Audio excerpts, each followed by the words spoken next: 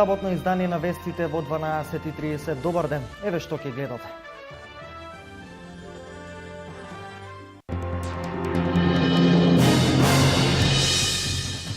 Во населба Три чешми утре ќе се спроведе работна акција за расчистување на теренот. Исто така свечено ќе бидат пуштени во употреба и 5 асфалтирани улици во населбата.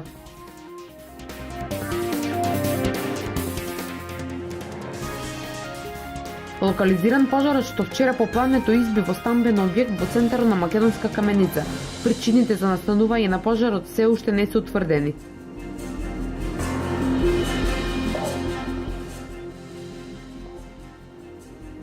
Денес во 19 часот во Дом на млади Штип премиерно ќе биде изведена представата за деца Глувци и мачки на опачки во режија на Симеон Гаврилов.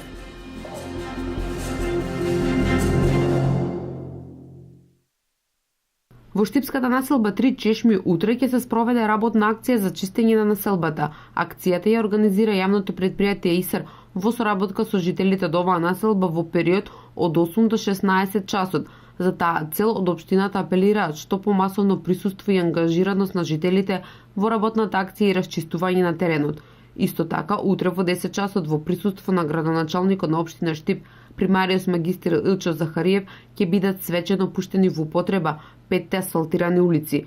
Општината за асфалтирање на улиците инвестираше 770.000 денари. Локализиран пожарот што вчера попладнето изби во стамбената зграда на улицата Рударска во Македонска каменица. Во пожарот целосно изгоре еден стан, а опожарени се и причината е материјална штета и на останатите станови на последниот кат. Исто така целосно е изгорена и кровната конструкција од зградата.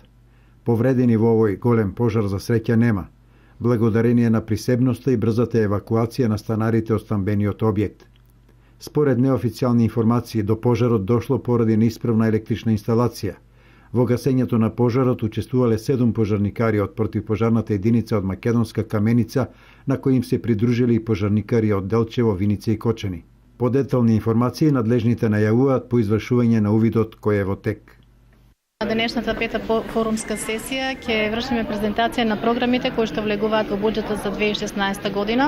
Вкупниот износ на буџетот е околу 290 милиони денари, меѓутоа повеќе денеска ќе зборуваме за капиталните расходи, за оние проекти каде што можат граѓаните да учествуваат. Износот е некаде околу 60 милиони денари од основниот буџет и од донациите, значи вкупно околу 90 милиони денари. Како дел од програмата, нели од програмите, од проектите кои што се влезени, поголем дел се инфраструктурни, односно се изградба и реконструкција на улици и патишта, поголем дел парите се за тоа, меѓутоа ќе имаме средства од донација за наводнување, значи околу во програмата заштита на животната средина. Листата на предлози од граѓаните на вистина беше голема. Ние имаме преку 30 до 40 предлози од граѓаните. На вистина ми представува задоволство што добар дел од тие предлози и препораки од самите граѓани се прифатени, представуваат дел од буџетот, меѓутоа важно е да напоменеме дека оној дел од препораките што во овој момент не се во можност да влезат во буџетот и да бидат прифатени, истите ќе бидат упатени како официјална листа до општината, до градоначалникот, нели и општинската администрација, а со цел понатаму да бидат проследени до соодветни институции доколку општината не е надлежна или да се земат предвид во иднина за нивна реализација. Нов стопанственик на ловиштата Подлог и Бели е извесен Бруно од Скопје, инаку поранешен директор на царината во Скопје. Тој ја добил концесијата за стопанисување со кочанските ловишта и веднаш започнал активности за активирање на ловните терени и заштита на истите од нелегален лов. Ваквата вест ги изненади ловците, членови на ловното здружение Осогово, кој со децении стопанисуваше со нив и има изградено значања и инфраструктура. Поголем дел од нив се уште не веруваат дека тоа што е создавано со децении сега некој на перфиден начин го добил како својвиден подарок од државата. Од ловното здружение Осогово вела дека иако доделувањето на концесијата објавено во службен весник, работата не е завршена и дека доправа предстои битка за кочанските ловишта. Во таа насока поднесени се тужби пред управниот суд со цел да излезат на видели на сите нерегуларности во постапката и перфидното елиминирање на другите заинтересирани во корист на скопјанецот. Дека се работи за смислена ујдурма, велат во Сдруженијето. Зборува тоа што на електронското надавање учествувал само известниот Бруно, кој понудил за еден чекор по висока цена и без конкуренција си ја добил концесијата. Поради сето тоа се најавува дека работата ќе се истурка до крај, а ако доколку надлежните институции останат глуви на барањата на ловното здружение, ќе бидат организирани протести. Како ќе заврши ова максимално замрсено доделување на концесиите на кочанските ловишта, тешко е да се предвиди. Меѓутоа, кај овдешните ловци останува горчината поради сознанието дека некој надворешен ќе стопанисува со ловиштата, во кој со децении е инвестирано, а ловното здружение осогово со објектот на ловниот дом, со фазанеријата кај Чифлик, со стрелиште за глинени гулаби, со чеки за штетен дивеч и низа други инфраструктурни објекти, се доведува во ситуација да пропадне и исчезне. Утре премиерно децата во Штип имаат можност да ја проследат представата Глувци и мачки на опачки на хрватски автор. Режијата и адаптацијата на текстот е на Симеон Гаврилов, кој е и ментор на драмското студио при Домот на млади во Штип. Станува збор за една представа која всушност праизведба, бидејќи авторот на текстот, тоа не е драмски текст, туку е стихозбирка, Луко Палјетак, еден возрастен човек, хрватски академик, кој што стихозбирката е пред 30 година објавена, скоро е излезена во Македонија со македонски препев. Како што чувте, илустрациите и на стихозбирката е на Александар Иванов. И се вклучени сите моментално што се членови на ова драмско студио. Тоа е, значи, мислам дека преку 30 деца има. Настојуваме преку едни прекрасни стихови на овој реномиран хрватски автор да направиме една игрива, динамична представа во која прво децата ќе покажат сензибилитет кон сцената и користење на безброј изразни средства. Од говор, пластика на тело, гестикулации, чувство за музика, за ритам, за колективен исказ, како нешто што е пред се најважно за театрот, таа колективна игра. Значи, они се 30 души се нон-стоп на сцената, значи истовремено говорат, ги инсценират одредени сцени, ситуации и така натаму. Премиерата на представата Глувци и мачки на опачки е закажана на 12.12.2015 година во 19 часот во Домот на младите. Премиерата е веќе распродадена, затоа сите оние кои се заинтересирани веќе се јавуваат и бараат билет повеќе и ја закажавме и веќе првата реприза, која ќе биде на 15-ти, тоест во вторник.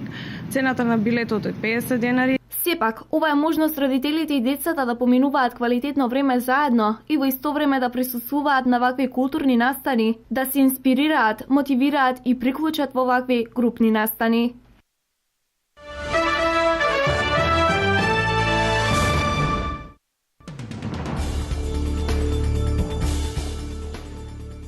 Турскиот председател Реджеп Тајип Ердоган синоќ изјави дека поднесената од ирачките власти жалба до Советот за безбедност на Обединетите нации за распределување на турски војници во близина на Мосул не е чесен чекор.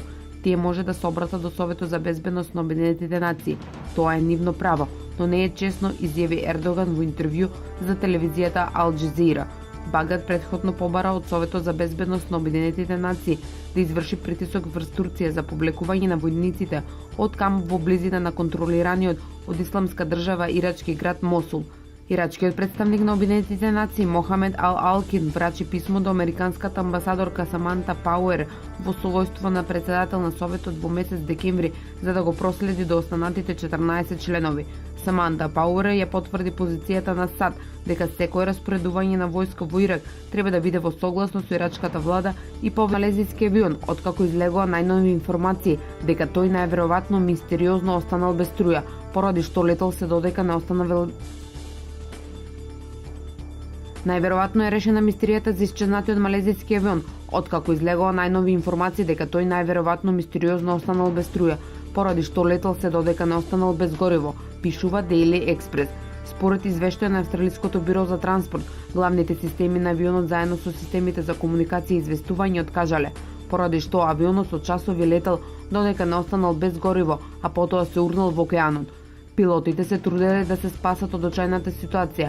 Извештајот се заснова на последниот курс на летање на авионот, како и промената на локацијата, а ова се објаснува со тврдењето дека пилотите се обидувале да го вратат авионот кон копното. Во мигот кога пилотите последен пат контактирале со контролата во Куала Лумпур, авионот се движел кон Јужното Кинеско море.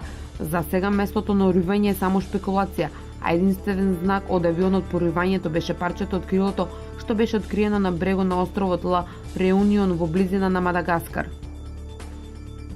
Францускиот министер за надворешни работи Лоран Фабиус изјави дека денеска на министрите ќе представи историски конечен нацрт за нов глобален договор за климатските промени, изразувајќи уверување дека тој ќе биде одобрен. По консултациите, утре во 9 часот на сите земји ќе го представам текстот што сум убеден дека ќе биде одобрен и ќе представува голем чекор за целото човештво, изјави Фабиус, додавајќи дека работата е до самиот крај. Генералниот секретар на Обединетите нации Бан Ки Мун исто така изрази уверување дека ќе биде постигнат амбициозен и силен договор, додавајќи дека преговарачите се уште работат на согласување на одредени прашања, меѓу кои за тоа кој ќе плати за штетите предизвикани од глобалното затоплување. Фабио синоќа представи нов нацрт договор од 27 страници, што за 2 страници пократок од претходната верзија. Преговарачите се согласија за долгорочна цел глобалното затоплување да се движи на значително ниво под 2 степени, како и цел на владите да биде што побрзо постигнување на договор за највисоко ниво на емисија на штетни гасови.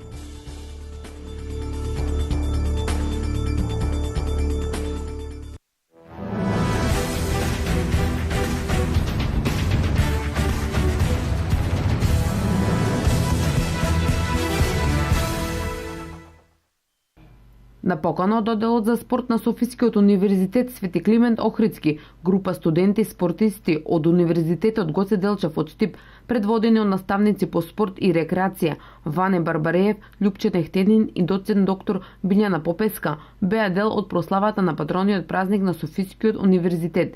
Екипата на Универзитетот Гоце Делчев, како специјални гости, беа дел од манифестацијата Спортист на годината, која традиционално ја организира одделот за спорт на Софискиот универзитет. На манифестацијата специјално признание за придонес во меѓународната соработка и афирмација на спортот беше доделено на Универзитетскиот спортски центар при Универзитетот Гоце Делчев од Штип. Пред недела дена присуствувавме во Софија како гости на Софискиот универзитет, конкретно на одделот за спорт при Софискиот универзитет. Бевме дел од нивниот патронен празник, конкретно од манифестацијата Спортист на годината, кој што тие традиционално ја организираат и кој што представува манифестација кој што ги афирмира студентите спортисти. И во рамките на таа манифестација ни беше доделено признание за придонес во меѓународната соработка, која што е соработка која што интензивно се одвива веќе 2 до 3 години во соработка со Софискиот универзитет.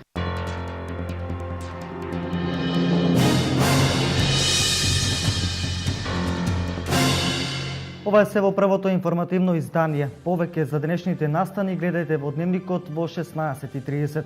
До тогаш пријатен ден.